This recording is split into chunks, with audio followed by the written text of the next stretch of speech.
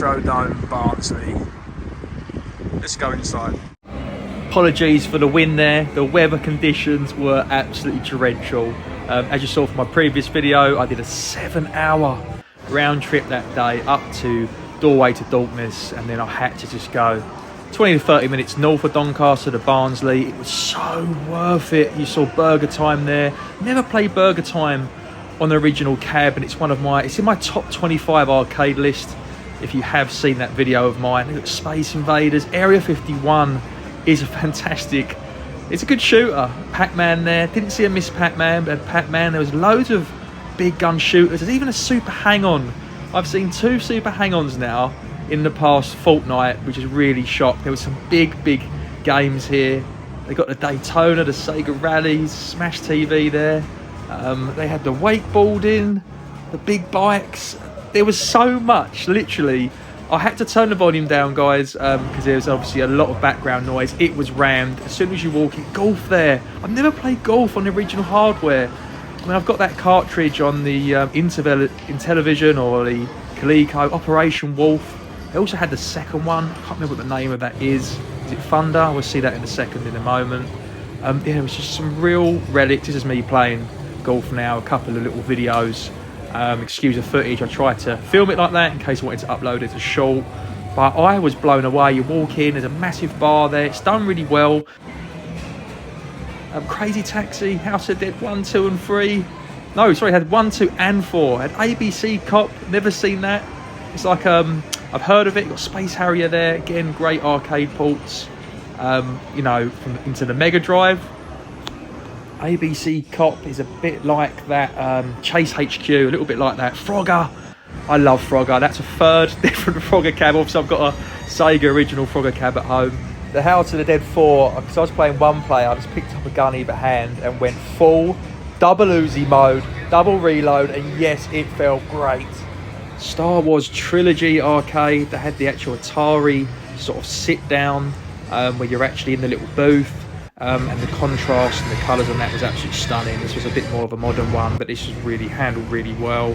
There was a lot of big gun shooters. I was quite shocked at the House of the Dead. Like, remember the first one was pistols. It got the Ride on TT, the wakeboarding, the skateboarding, absolutely incredible. 4-player Sega Rally, 2-player Daytona.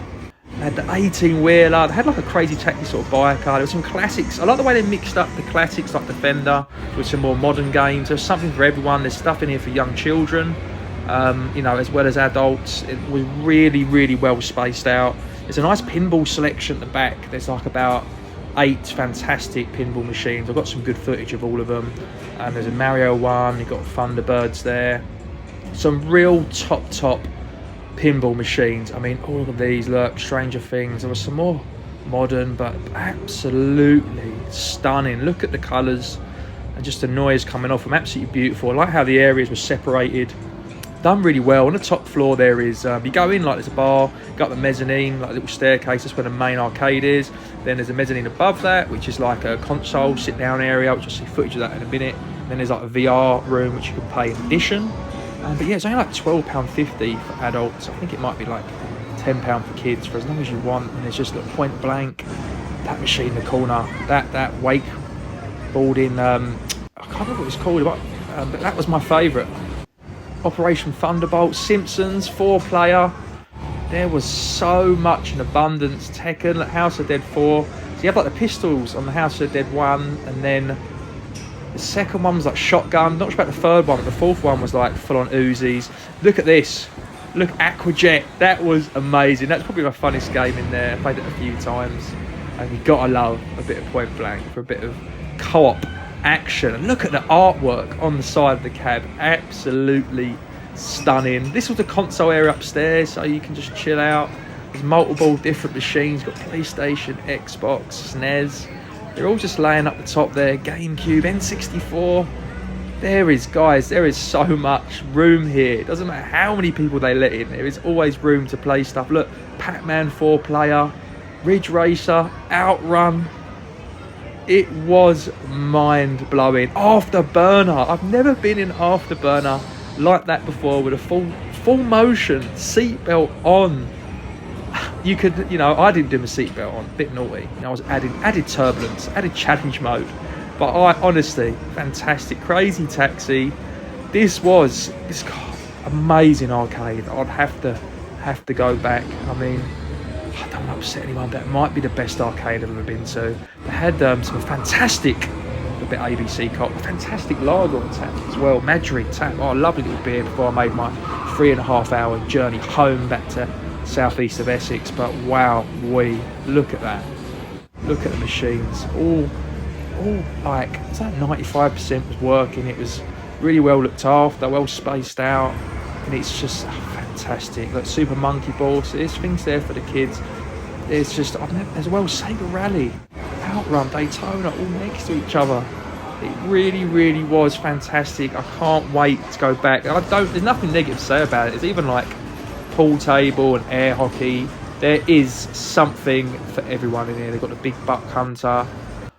There is so much arcade joy in abundance here. Like, I'm so glad I made the decision to go up to Retrodome before heading back. So now I know if I want to visit Doncaster or any of the retro gaming shops up north, I can tie it in with Retrodome before coming back. I didn't have a lot of expectations. I knew it was good because I looked it online, but I did not know it was going to be this good.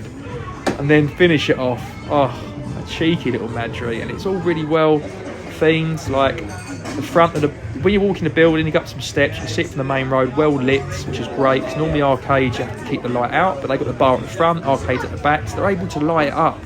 They're able to light it up like America 4th of July, and you can go in there, get some beers. There was people coming in just thinking, oh, it's a bar, and little they know, bang, retro arcade out the back. Afterburner, definitely my fave.